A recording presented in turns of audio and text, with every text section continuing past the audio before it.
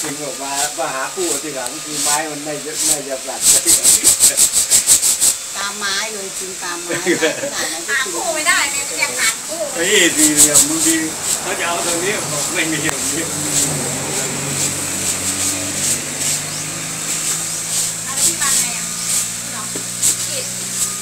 มาหรอเดี๋ยวจะไปกินข้าวคือ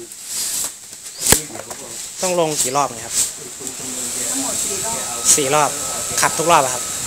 ขัดแล้วก็ลงข้างบนไม้อะไรนะครับไม่เจอไม่ไม้ผมฮะไม้กระถิ่นนะลงข้างล่างขนุนก็จะได้แต่ละตัว